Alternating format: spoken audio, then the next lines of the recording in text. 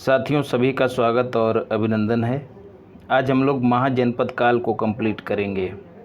सिंधु घाटी सभ्यता, ऋग्वैदिक काल, उत्तर वैदिक काल, ये 3 क्लास हम लोग कंप्लीट कर चुके हैं। तो जो लोग नए हैं उनसे अपील है कि पीछे वाली क्लासेस को आप देखेंगे तभी ये क्लास अच्छे से समझ में आएगी। अब जो है दोस्तों हम महाजनपद काल को पढ़ रहे हैं। यह जो है 600 से लेकर 400 BC के बीच निर्धारित किया गया है इतिहासकारों के द्वारा। महाजनपद ही दोस्तों क्यों कहा जाता है, जैसा कि हम पिछली कक्षाओं में भी पढ़ चुके हैं कि लोहे की खोज हो गई थी दोस्तों कब, उत्तर वैदिक काल में। तब क्या हुआ दोस्तों, कृषि जो है बेहतर हुई। ऋग्वैदिक काल में खाना बदोश जीवन जिया करते थे लोग, अब जो है स्थायी जीवन जीने लग गए। तो बेहतर कृषि हुई जिससे व्यापार वाणिज्य को बढ़ावा हुआ, कृषि क्षेत्रों को लेकर संघर्ष हुआ और इसी क्रम में राजस्व की वसूली बढ़ी। तो क्या हुआ दोस्तों, जो राज्य हैं उनके पास अतिरिक्त संसाधन एकत्र होना शुरू हो गए, जुटाने उन्होंने शुरू कर दिए। तो क्या हुआ दोस्तों, बेहतर शासन प्रशासन हो गया और इसी सब का परिणाम जो है दोस्तों द्वितीय नगरीकरण के रूप में हुआ। बेहतर सड़कें दोस्तों, बेहतर सुविधाएं, भवन इत्यादि। तो इसी को द्वितीय नगरीकरण कहा गया दोस्तों। और इससे पहले जो नगरीकरण देखा गया था दोस्तों वो कहाँ देखा गया था, सिंधु घाटी सभ्यता में, याद रखिएगा। इसको भी आपको बेहतर तरीके से बताया है। तो दोस्तों इससे पहले हम देख चुके हैं कि जनपद जो था उच्चतम इकाई थी प्रशासन की। तो अब जो है जनपद का भी विस्तार हो गया, लगातार व्यापार वाणिज्य सब बढ़ता चला गया, लगातार समृद्धि हो रही है चीज़ों में। तो जनपद का विस्तार हो गया। जब जनपद ने दोस्तों बड़ा आकार ले लिया उसी को महाजनपद कहा गया। तो इन महाजनपदों की संख्या दोस्तों कुल कितनी बताई गई है, 16 बताई गई है, याद रखिएगा। महाजनपद काल को मौर्य पूर्व काल भी कहा जाता है। क्यों दोस्तों, क्योंकि इसके बाद हम मौर्य साम्राज्य को ही पढ़ेंगे। इसको बुद्ध काल भी कहा जाता है क्योंकि गौतम बुद्ध और महावीर स्वामी को भी हम इसी काल में पढ़ेंगे। तो याद रखिएगा, कंफ्यूज कतई नहीं होना है। भारत के बाहर जो महाजनपद थे दोस्तों वो 2 थे, एक कंबोज हो गया, दूसरा गांधार हो गया। कंबोज दोस्तों पाकिस्तान और अफ़गानिस्तान में था, जबकि गांधार जो है दोस्तों वो पाकिस्तान में अवस्थित था। दोस्तों चाणक्य ने जो है कंबोज के लोगों को वार्ता शस्त्रोप जीविन कहा है, या फिर जीवी, वार्ता शस्त्रोप जीवी, मतलब ऐसे लोग जो कृषि और जो हस्तशिल्प वगैरह और इसके साथ साथ शस्त्रों इत्यादि को बनाकर जो है अब अपना जीविकोपार्जन किया करते थे। तो उनको वार्ता शस्त्रोपजीवनी कहा है, किसने, चाणक्य ने, याद रखिएगा। आपसे सीधे सीधे कथन पूछ लिया जाता है। अब बात दोस्तों ये मैप देख लीजिएगा। कंबोज देखिए बाहर है, अफ़गानिस्तान और पाकिस्तान दोनों के क्षेत्र में, गांधार पाकिस्तान में है। बाकी हम मगध को ज़्यादा पढ़ेंगे और ये सब 16 महाजनपद हैं, देखते जाइए। अस्मक, मल, कोसल, अंग, ठीक है। तो ये 16 महाजनपद हैं, उनमें से कुछ को ही दर्शाया है, बाकी हम इनको आगे डिटेल में पढ़ेंगे इसी कक्षा में।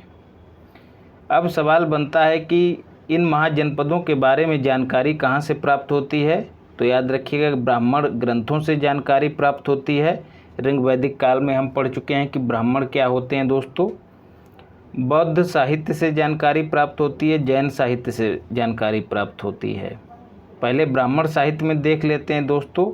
इसमें वेदांगों की रचना सम्मिलित है दोस्तों।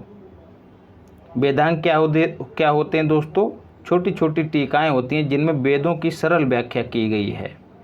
तो वेदांग आपसे पूछ लिए जाते हैं, इनकी संख्या कितनी है, तो जवाब है 6 है। इन 6 के नाम याद कर लीजिए, शिक्षा, व्याकरण, निरुक्त, ज्योतिष, छंद और कल्पसूत्र। आपसे विस्तार पूछ लिया जाता है कि 16 महाजनपदों का विस्तार कहाँ से कहाँ तक था।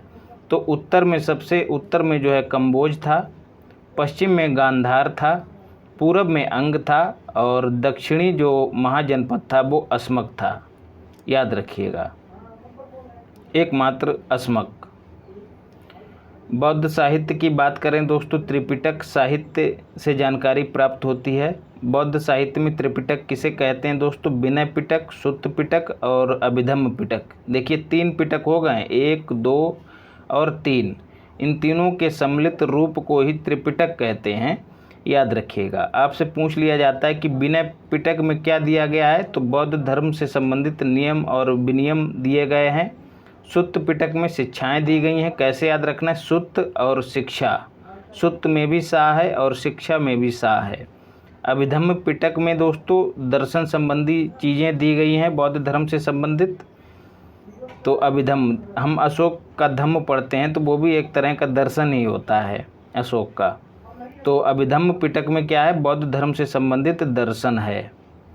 जैन साहित्य की बात करें दोस्तों तो आगम साहित्य और सूत्र साहित्य से जानकारी प्राप्त होती है। इनके अंदर भी छोटी छोटी और साहित्य हैं, इन पे हमको नहीं जाना है। महाजनपद काल की जानकारी दोस्तों मुख्यतः 2 चीज़ों से प्राप्त होती है। ये जो हमने ऊपर तीन जो स्रोत पढ़े हैं वो दोस्तों पूरे काल की जानकारी देते हैं, उसमें बौद्ध और जैन धर्म भी शामिल है। मौर्य पूर्व काल की पूरी जानकारी हम इन 3 स्रोतों से प्राप्त करते हैं। लेकिन केवल और केवल महाजनपद काल की जानकारी की बात की जाए दोस्तों तो अंगुत्तर निकाय और भगवती सूत्र, ये 2 दोस्तों ग्रंथ हैं। अंगुत्तर निकाय जो है बौद्ध धर्म से संबंधित ग्रंथ है और भगवती सूत्र जो है दोस्तों जैन धर्म से संबंधित ग्रंथ है। इन दोनों से ही 16 महाजनपदों के बारे में जानकारी प्राप्त होती है। कैसे याद रखना है दोस्तों? जैन धर्म के जो तीर्थंकर थे कौन थे? महावीर स्वामी, महावीर स्वामी। अब देखिए स्वामी को किससे जोड़ दीजिए दोस्तों? भगवती से, ठीक है। भगवती के स्वामी, स्वामी किसके होंगे? भगवती के। तो ऐसे जब जोड़ लेंगे तो आप कभी कंफ्यूज नहीं होंगे। भगवती जो है स्वामी से संबंधित है, स्वामी बोले तो महावीर स्वामी। बाकी दूसरा बचा अंगुत्तर निकाय, वो तो बौद्ध धर्म से संबंधित ग्रंथ हो ही जाएगा। अब दोस्तों आपसे एक प्रश्न राजधानियों के बारे में पूछ लिया जाता है, 16 महाजनपद और उनकी राजधानियों के बारे में पूछ लिया जाता है। तो काशी जो है दोस्तों, देखिए यूपी वाले जो महाजनपद हैं दोस्तों उनके आगे यूपी लिख दिया गया है। इनको जब हम आगे यूपी स्पेशल की क्लास करेंगे जब भी, उसमें विस्तार से पढ़ लेंगे। तो काशी की राजधानी दोस्तों वाराणसी थी। कौशल की राजधानी साकेत और श्रावस्ती थी दोस्तों। उत्तरी राजधानी साकेत थी और श्रावस्ती जो है दोस्तों दक्षिणी राजधानी थी। जैसे दोस्तों अपने यहाँ राज्य हैं, राज्यों की राजधानी होती है, ठीक उसी तरह इसको समझना है हमको। कुरु की राजधानी दोस्तों इंद्रप्रस्थ, कंबोज की राजधानी राजपुर या फिर हाटक थी, अंग की राजधानी चंपा थी जो कि सबसे पूर्वी महाजनपद था, मगध की राजधानी दोस्तों गिरिव्रज या फिर राजगीर थी। एक बात और है दोस्तों, बर्तनी संबंधी आपको अलग अलग किताबों में अलग अलग चीज़ें मिलेंगी, तो कन्फ्यूज कतई नहीं होना है। किसी में गिरिव्रज मिलेगा, किसी में राजगीर मिलेगा, उससे कन्फ्यूज नहीं होना है। चेदी की राजधानी दोस्तों सुक्तिमती थी, अब कहीं कहीं आपको सुक्तिबती भी मिलेगा, तो भ्रमित नहीं होना है। पांचाल की राजधानी काम्पिल्य थी। फिर मत्स्य महाजनपद की राजधानी विराटनगर, सूरसेन की राजधानी मथुरा। कैसे याद रखना है? सूरदास को याद कर लीजिएगा, सूरदास मथुरा। मल्ल की राजधानी दोस्तों कुशीनगर और पावा थी। अवंती की राजधानी, इनको अभी हम आगे एक एक करके डिटेल में पढ़ेंगे, बस आप तो यहाँ पर रटते चलिए क्योंकि राजधानी आपसे पूछ ली जाती है। अवंती की राजधानी दोस्तों उज्जैनी और महिष्मती दोनों थी। वत्स की राजधानी कौशाम्बी थी। वज्जी संघ की राजधानी वैशाली थी। कैसे याद रखना है? वज्जी में वाह है और वैशाली में भी वाह है, और इधर वत्स में आधा ता है और इधर कौशाम्बी में आधा माँ है। इस तरह से दोस्तों अपने अपने लॉजिक बनाते चलिए जिनसे चीज़ें आसानी से याद हो जाती हैं। अस्मक की राजधानी दोस्तों पोतन अथवा प्रतिष्ठान थी। गांधार की राजधानी तक्षशिला थी। यूपी में महाजनपदों की संख्या पूछ ली जाती है, कुल 8 महाजनपद थे। मल्ल और बज्जी दोस्तों, इन 16 महाजनपदों में 2 ऐसे महाजनपद थे जो कि गणराज्य थे, मतलब जो अन्य 14 महाजनपद थे उनमें दोस्तों राजतंत्र कायम था, राजा का तंत्र था, और बाकी मल्ल और बज्जी जो हैं दोस्तों गणराज्य थे, याद रखिएगा। बज्जी जो है विश्व का सबसे प्राचीन प्राचीनतम जो है दोस्तों प्राचीनतम गणराज्य था, याद रखिएगा बज्जी। महाजनपदों के बारे में जानकारी देख लेते हैं थोड़ी थोड़ी। अंग जो है दोस्तों सबसे पूर्वी महाजनपद था, राजधानी इसकी चंपा थी। इसका उल्लेख अथर्ववेद में भी किया गया है। बिहार के उत्तरी क्षेत्र को वर्तमान में अंग से उसकी तुलना की जाती है। महागोविंद जो हैं दोस्तों अंग के वास्तुकार थे। ऐसे ही दोस्तों मगध के भी वास्तुकार कौन थे? महागोविंद। आधुनिक पटना जो है दोस्तों वर्तमान में पटना जो है दोस्तों इसका प्रतिनिधित्व करता है मगध महाजनपद का। मतलब आज जो पटना है वो पहले महाजनपद मगध हुआ करता था। राजधानी इसकी राजगृह, राजगीर अथवा गिरिब्रज। फिर तीसरा बज्जी की बात करें दोस्तों, शासक इसका चेटक था। कुल 8 संघों से मिलकर बना था, याद रखिएगा। इनमें विदेह थे, बज्जी थे, लिच्छवी थे। तो ऐसे 8 संघ थे जिनमें लिच्छवी और बज्जी काफ़ी पॉपुलर हैं दोस्तों। राजधानी बज्जी की वैशाली थी। महावीर स्वामी जो हैं इसी गणराज्य के थे। किसके? बज्जी के। इनकी माता त्रिशला जो हैं दोस्तों चेटक की बहन थी, याद रखिएगा। और चेटक की बहन कौन थी? माता मतलब महावीर स्वामी की माता त्रिशला चेटक की बहन थी। अभी हम लोग आगे इनको पढ़ेंगे, जब महावीर स्वामी को पढ़ेंगे तब। और चेटक की जो पुत्री थी दोस्तों उसका नाम था चेलन। इसका विवाह जो है दोस्तों बिंबिसार से हुआ था, याद रखिएगा।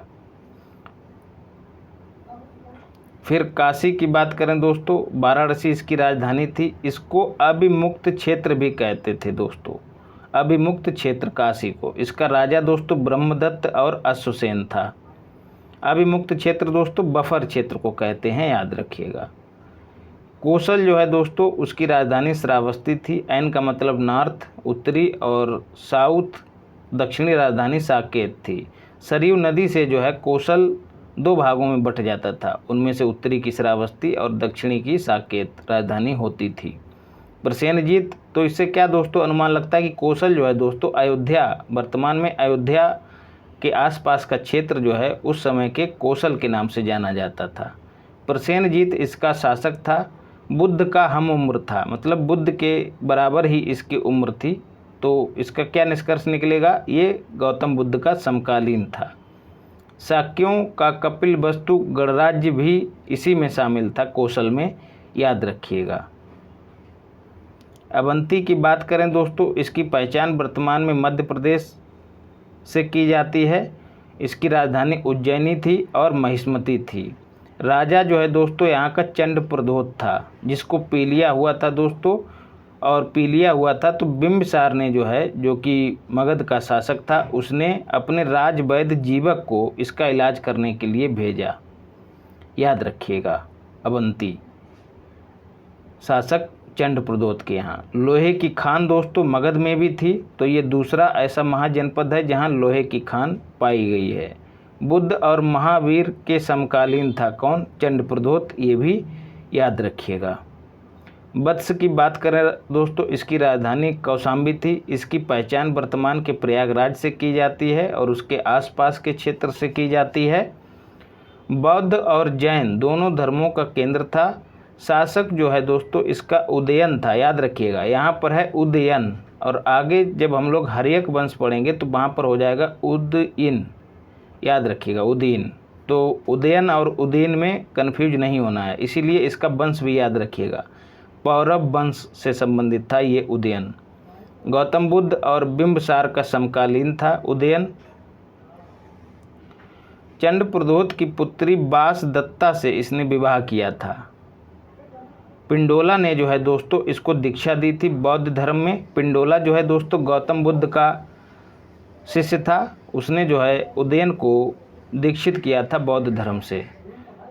स्वप्नवास बदत्ता जो है दोस्तों भास की राजधानी, अरे भाई राजधानी नहीं, भास की रचना है, महाकवि भास की रचना है दोस्तों। तो स्वप्नवास बदत्ता, रत्नावली और प्रियदर्शिका, जो कि दोनों रचनाएं जो हैं दोस्तों किसकी हैं? हर्ष की हैं। इन दोनों ही रचनाओं में दोस्तों ये नायक है कौन? उदयन। नायक दोस्तों कैसे? हीरो है, तो इसकी हीरोइनी कौन हो गई? वासवदत्ता, बासदत्ता, तो इसी की कहानी जो है स्वप्न बासवदत्ता में भी है, प्रेम की कहानी रत्नावली में भी है और प्रियदर्शिका में भी है, याद रखिएगा। सूरसेन की राजधानी मथुरा, इंडिका जो कि मेगास्थनीज की पुस्तक थी उसमें इसका उल्लेख है। पांचाल की राजधानी दोस्तों उत्तरी राजधानी अहिछत्र थी, दक्षिणी राजधानी काम्पिल्य थी। बरेली, बदायूं और फर्रुखाबाद क्षेत्र को जो है उस समय के पांचाल से जो है इसकी तुलना की जाती है, इस क्षेत्र में फैला था। चेदी जो है दोस्तों इसकी राजधानी सुक्तिमती थी, मध्य प्रदेश का ही ये क्षेत्र था। महाभारत का जो एक चरित्र है शिशुपाल, उसका क्षेत्र था ये चेदी। शिशुपाल की हत्या भगवान कृष्ण ने की थी। मत्स्य जो है दोस्तों इसकी राजधानी विराटनगर, राजस्थान का क्षेत्र है। कैसे याद रखना है दोस्तों, मछली जो है दोस्तों कहाँ, राजस्थान में।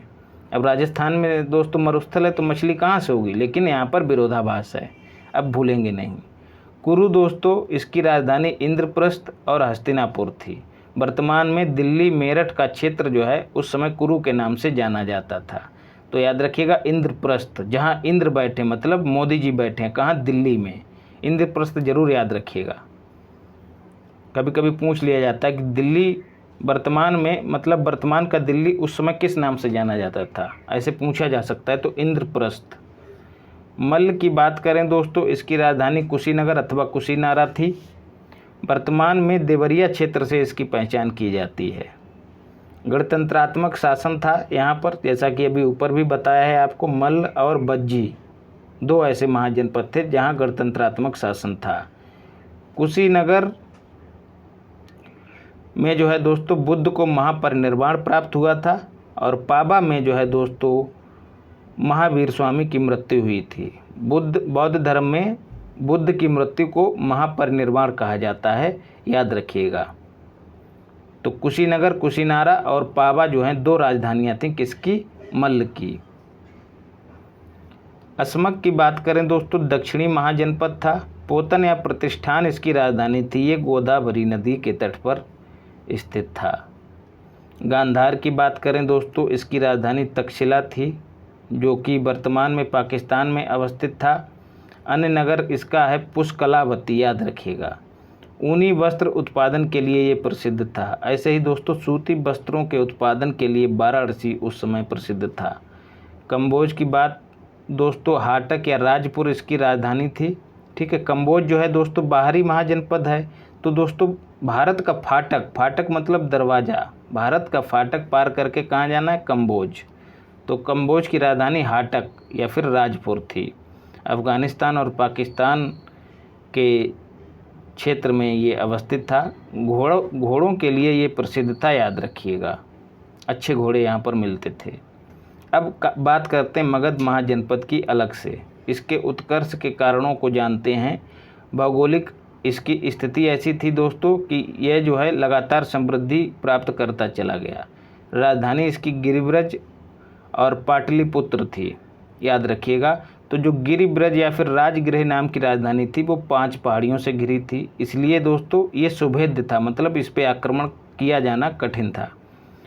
दूसरा पाटलिपुत्र जो राजधानी थी दोस्तों वो गंगा, गंडक, सोन और पुनपुन नदियों से घिरी थी। तो दोस्तों व्यापार, वाणिज्य, परिवहन इत्यादि जो व्यवस्थाएं थीं वो सुलभ थीं। इस वजह से चीज़ें और ज़्यादा विकसित होती चली गईं। आर्थिक कारकों की बात करें दोस्तों तो गंगा, गंडक, सोन, पुनपुन नदी के क्षेत्र में था यह क्षेत्र मगध, इसलिए उपजाऊ भूमि थी। आप सभी जानते हैं कि जो दोआब का क्षेत्र होता है वो उपजाऊ होता है। तो क्या हुआ दोस्तों, कृषि के लिए सिंचाई उपलब्ध थी। लोहा तो पहले से ही था जिससे गहरी जुताई हुई, उससे क्या हुआ दोस्तों, अधिक उत्पादन हुआ। अधिक उत्पादन हुआ तो खाद्यान्न की उपलब्धता बढ़ी। आराम से खा पी के पैर पसार के सोना हुआ। आराम बढ़ी दोस्तों, आराम बढ़ी तो चिंतन बढ़ा। चिंतन बढ़ा तो दोस्तों योग्यता आई, और योग्यता आई तो नए नए व्यवसाय पैदा हो गए। नए नए व्यवसाय उत्पन्न हुए तो व्यापार वाणिज्य को बढ़ावा मिला। क्या कारण है दोस्तों कि ज़्यादा से ज़्यादा आविष्कारक जो हैं दोस्तों यूरोपियन देशों के हैं। क्यों दोस्तों, क्योंकि वो देश विकसित हैं दोस्तों। यहाँ एक वैज्ञानिक जो है गुर्बत की ज़िंदगी जीते हुए अपना काम करता है, और अंततः उसको जो है अपनी ज़रूरतों को पूरा करने के लिए विदेशों में भाग जाना पड़ रहा है। बड़े बड़े साइंटिस्ट जो हैं विदेशों में हैं दोस्तों। तो ये किस कारण होता है विकसित देशों में? क्योंकि आराम से वहाँ पर भरपूर सारी सुविधाएं उपलब्ध हैं, इसीलिए आप देखते होंगे कमरे में घुस जाते हैं तो बड़ी बड़ी दाढ़ी और झाड़ झक्खाड़ बढ़ाकर ही निकलते हैं। जितने भी वैज्ञानिक हैं सबकी आप दाढ़ी बड़ी देखेंगे, बाल बड़े देखेंगे, मतलब उनको वही काम है, वही दुनिया है। तो ऐसा ही दोस्तों इस समय हुआ, चिंतन को बढ़ावा मिला। कर अनिवार्य था दोस्तों, तो राजस्व बढ़ा दोस्तों, तो सेना मजबूत हुई। ठीक है, उससे क्या हुआ दोस्तों, जब सेना मजबूत होगी तो राज्य का विस्तार आसान हो जाएगा, शासन प्रशासन बढ़िया हो जाएगा, तो व्यापार वाणिज्य बढ़िया होगा, लूटपाट कम होगी, लोगों को भरोसा बढ़ेगा राज्य के प्रति, सरकार के प्रति। और क्या होगा दोस्तों, निवेश आकर्षित होगा। जब निवेश होगा तो रोजगार के अवसर बढ़ेंगे, रोजगार के अवसर बढ़ेंगे तो लोगों की आमदनी बढ़ेगी, आमदनी बढ़ेगी तो और क्या होगा दोस्तों, जीडीपी भी बढ़ेगी। खैर उस समय जीडीपी की बात नहीं थी, मतलब लोग ज़्यादा खरीदारी करेंगे तो और ज़्यादा जो व्यापार है, जो व्यवसाय हैं वो पुष्पित पल्लवित होंगे।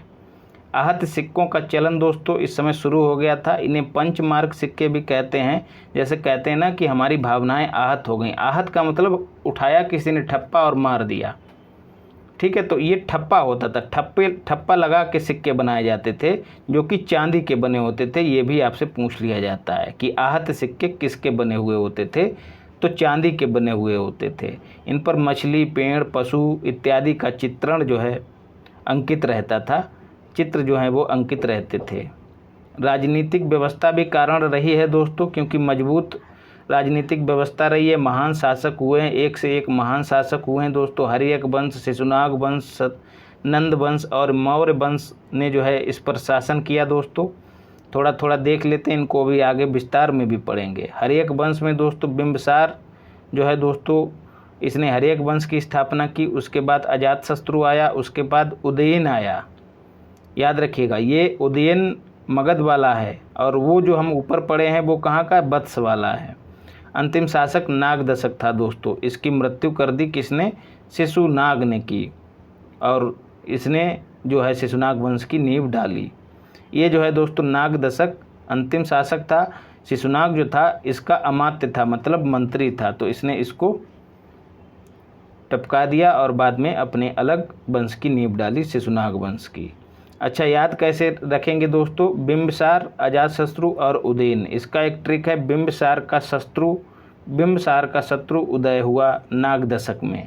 देखिए बिंबिसार शत्रु का मतलब अजातशत्रु, और नागदशक तो नागदशक है ही। अजातशत्रु दोस्तों आपसे पूछ लिया जाता है वन वर्ड सब्स्टिट्यूशन में कि ऐसा व्यक्ति जिसका कोई शत्रु जन्मा ही ना हो, अजातशत्रु। तो शिशुनाग के बाद दूसरा शासक कालाशोक हुआ, उसके बाद नंदीवर्धन हुआ जो कि अंतिम शासक था।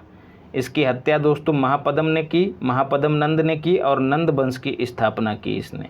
और इस वंश का अंतिम शासक धनानंद अथवा घनानंद, आपको दोनों नाम अलग अलग किताबों में मिलेंगे। ये अंतिम शासक था जिसको जो है चंद्रगुप्त मौर्य ने निपटाकर मौर्य वंश की स्थापना की। तो चंद्रगुप्त मौर्य वंश को दोस्तों हम लोग अलग से पढ़ेंगे, इसलिए यहाँ पर भ्रमित मत होइएगा कि बाकी तीनों वंश पढ़ा दिए हैं, मौर्य वंश को नहीं पढ़ाया है। वो दोस्तों अपने आप में एक विशाल वंश है, उसको अलग से पढ़ेंगे। चंद्रगुप्त मौर्य के बाद बिंदुसार आए, बिंदुसार के बाद उनका बेटा अशोक आया। अब कभी कभी लोग बिंदुसार और बिंबिसार में कन्फ्यूज हो जाते हैं दोस्तों। ये सब चीज़ें जो हैं, इन सब चीज़ों से मैं गुजरता हूँ, इसलिए चीज़ों को स्पष्ट कर देता हूँ। अब देखिए दोस्तों, मौर्य वंश की स्थापना आप सभी जानते हैं, चंद्रगुप्त मौर्य ने की। ठीक है, अब यहाँ पर चंद्र लगा है, चंद्रगुप्त मौर्य के नाम में पहले चंद्र लगा है। तो जहाँ दोस्तों चंद्र का मतलब बिंदु, और जहाँ बिंदु रहेगा तो वहाँ क्या हो जाएगा, बिंदुसार। तो दोस्तों मौर्य वंश का जो दूसरा शासक रहेगा वो बिंदुसार रहेगा, लेकिन यहाँ पर बिंबिसार है। तो याद रखिएगा, बिंबिसार पहले है, बिंदुसार बाद में है, अब भूलेंगे नहीं। अब चौथा कारक देख लेते हैं, धर्म दोस्तों, धार्मिक कारक। वैदिक धर्म के कर्मकांडों के प्रति तीव्र प्रतिक्रिया उत्पन्न हुई दोस्तों। इस समय जो है कई दार्शनिक पैदा हो गए, जो उस समय कर्मकांड बढ़ गए थे वैदिक धर्म में, हम लोग पिछली क्लास में पढ़ चुके हैं। जैसे बलि प्रथा जो है, पशुओं की बलि होती थी उस समय, पुरुषों की भी बलि दी जाती थी। इन सब से दोस्तों एक बड़ा वर्ग जो था, जो कि व्यापार करता था। वैश्य वर्ग ये जो है खिन्न था, नाराज़ था, क्योंकि उसको घाटा हो रहा था, उसका परिवहन सही से नहीं हो पा रहा था चीज़ों का, क्योंकि जानवर चाहिए थे ना, बैल वगैरह चाहिए थे गाड़ी खींचने के लिए, और खेती वगैरह के लिए बैल, क्योंकि हत्या की जा रही थी जानवरों की, तो कहीं ना कहीं इनका नुकसान हो रहा था, और ये टैक्स भी भर के देते थे। तो ये जो है दोस्तों अलग इन्होंने जो है अपना अलग ही धर्म स्वीकार करने के लिए मन बना लिया। तो दोस्तों आप पाएंगे कि जो जैन धर्म है वो ज़्यादा से ज़्यादा उस जैन धर्म के ज़्यादा से ज़्यादा जो अनुयायी हैं दोस्तों वो व्यापार करते हैं, आज भी आप देखेंगे। तो दोस्तों तीव्र प्रतिक्रिया यहाँ पर सुधार कर लीजिएगा, प्रतिक्रिया उत्पन्न हुई, परलोक के बजाय इहलोक पर ज़्यादा बल दिया गया। मतलब पहले ये धारणा थी कि परलोक सही करो, ज़्यादा से ज़्यादा यज्ञ करो, बढ़िया से यज्ञ करो, ज़्यादा से ज़्यादा खर्च करके यज्ञ करो, मतलब पूजा पाठ पे ज़्यादा बल दिया जाता था, इहलोक पर, अपने इस लोक पर काम नहीं होता था। तो दोस्तों जब इहलोक पर बल ज़्यादा दिया जाने लग गया तो क्या हुआ दोस्तों, काम पर ज़्यादा फोकस हुआ, काम पर ज़्यादा फोकस हुआ तो उत्पादन बढ़ गया। अब दोस्तों अलग अलग वंश पढ़ लेते हैं। हर एक वंश दोस्तों, इसको पितृहंता वंश भी कहते हैं दोस्तों, क्योंकि इसके जो शासक हैं उन्होंने अपने अपने पिता को मारकर गद्दी हासिल की थी। तो पहला वंश था दोस्तों, पहला राजवंश था जिसने मगध पर शासन किया। बिंबिसार पहला राजा था। जैन ग्रंथों में इसको श्रेणिक कहा जाता है। वैवाहिक संबंध इसने स्थापित किए और इन संबंधों के माध्यम से इसने अपनी शक्ति का विस्तार किया, जैसे अकबर ने किया था। प्रसेनजीत दोस्तों कौशल नरेश था दोस्तों, उसकी बहन महाकोशला से जो है इसने विवाह किया, और इस विवाह के माध्यम से जो है इसको काशी जो है दहेज के रूप में प्राप्त हुआ। लिच्छवी गणराज्य के शासक चेटक की पुत्री छेलना से इसने विवाह किया। तो दोस्तों क्या हुआ, तो लिच्छवी को भी मिला लिया और इधर काशी को भी देखो इसने हासिल कर लिया। तो इस तरह से इसने अपना राज्य विस्तार कर लिया। नोट है दोस्तों, चेटक की बहन महावीर स्वामी की माँ त्रिशला थी। कन्फ्यूज मत होइएगा, अभी आपको पहले भी बता चुका हूँ। चंड प्रधोत दोस्तों जो कि अवंती का शासक था, उसने युद्ध किया इसके साथ, बाद में जो है दोनों में मित्रता हो गई, और इसी चंड प्रधोत के दरबार में जो है दोस्तों बिंबिसार ने अपना राजवैद्य जीवक भेजा इसके पांडु रोग के उपचार के लिए, पीलिया के लिए। प्रथम शासक जो था दोस्तों बिंबिसार, जिसने स्थायी सेना रखी थी इतिहास में। मद्र देश की राजकुमारी क्षेमा से भी इसने विवाह किया था, याद रखिएगा। जो कुरु महाजनपद है उसके आसपास का एक क्षेत्र था मद्र देश, वहाँ की राजकुमारी क्षेमा से इसने विवाह किया। इसकी हत्या जो है दोस्तों इसके बेटे अजातशत्रु ने की, याद रखिएगा। अब अजातशत्रु को पढ़ लेते हैं दोस्तों। इसको पितृहंता भी कहा जाता है क्योंकि इसने अपने पितृ का हनन किया था, पिता की हत्या की थी। इसको कुणिक भी कहा जाता है, कभी कभी सीधे पूछ लिया जाता है कि कुणिक जो है किसका नाम था। इसको वैदेही पुत्र भी कहा जाता है। कौशल जिस पर प्रसेनजीत का शासन था उस पर आक्रमण किया अजातशत्रु ने। तो पहले देखो पिता ने आक्रमण किया, ठीक है, तो पिता ने उसकी बहन से ब्याह किया। उसके बाद अजातशत्रु मतलब बेटे ने भी आक्रमण किया और जो है बाद में समझौता किया और समझौते के तहत इसकी बिटिया से ब्याह कर लिया। उसका नाम क्या था, बाजीरा, उसके साथ इसने विवाह कर लिया। काशी की बात करें दोस्तों, काशी और बज्ज संघ को हराकर इसने अपने राज्य में मतलब मगध में मिला लिया। और जो युद्ध हुआ दोस्तों उसमें रथ मूसल और महाशिला कंटक, जैसे आप बाहुबली फिल्म देखेंगे तो उसमें एक मूसल टाइप का होता है, जो दरवाज़ा होता है उसको तोड़ने के लिए, धक्का लगाने के लिए काम में लाया जाता है। तो इस रथ मूसल का इस्तेमाल किया अजातशत्रु ने। और महाशिला कंटक एक ऐसा यंत्र दोस्तों जो बड़ी बड़ी शिलाओं को उठाकर फेंकने में सक्षम था, उसका यूज जो है दोस्तों अजातशत्रु ने किया काशी और बज्ज संघ के साथ युद्ध करने में। और इसी युद्ध को देखते हुए दोस्तों आजीवक संप्रदाय का जो संस्थापक था मक्खली गोसाल, वो इसको देखते देखते मौत को प्राप्त हुआ, याद रखिएगा। शासन, अब आपसे पूछा जा सकता है कि किसकी मृत्यु जो है दोस्तों काशी और बज्ज संघ के युद्ध को देखते देखते हुई। तो आजीवक जो संप्रदाय है उसका संस्थापक मक्खली गोसाल, शासन के 8वें वर्ष, अजातशत्रु के शासन के 8वें वर्ष जो बुद्ध हैं उनका महापरिनिर्वाण हुआ। और दोस्तों इसने इन्हीं की अस्थियों के ऊपर राजगृह में एक स्तूप बनवाया, याद रखिएगा, अजातशत्रु ने। और इसने दोस्तों अपने पिता की हत्या का अपराध जो है बुद्ध के सामने स्वीकार किया था, ये भी याद रखिएगा। बुद्ध के बाद जो है प्रथम बौद्ध संगीति का आयोजन दोस्तों इसी के समय हुआ, सप्तपर्णी गुफा में। और उस समय जो है दोस्तों अध्यक्षता किसने की थी? महाकश्यप ने की थी। इसके लिए दोस्तों आपको एक वीडियो उपलब्ध करा दिया गया है, छोटा सा वीडियो लगभग 6 मिनट का। उसमें ट्रिक के साथ जो है बौद्ध संगीतियों को बताया गया है, सुदर्शन झील को बताया गया है, और जो विदेशी आक्रांता हैं उनको बताया गया है। तो वहाँ से यदि आप उस वीडियो को तैयार कर लेते हैं, ट्रिक्स को, उसके ट्रिक्स को याद कर लेते हैं, तो आपके कई प्रश्न जो हैं कई परीक्षाओं में हमेशा सही होंगे, क्योंकि बौद्ध संगीतियों से एक न एक प्रश्न जरूर गिरता है, आप सभी को पता होगा। उदयन की बात करें दोस्तों, इसको उदयभद्र भी कहा जाता था, इसमें सुधार कर लीजिएगा, ये उदयीन था। उदयन दोस्तों अभी आपको ऊपर बता चुका हूँ।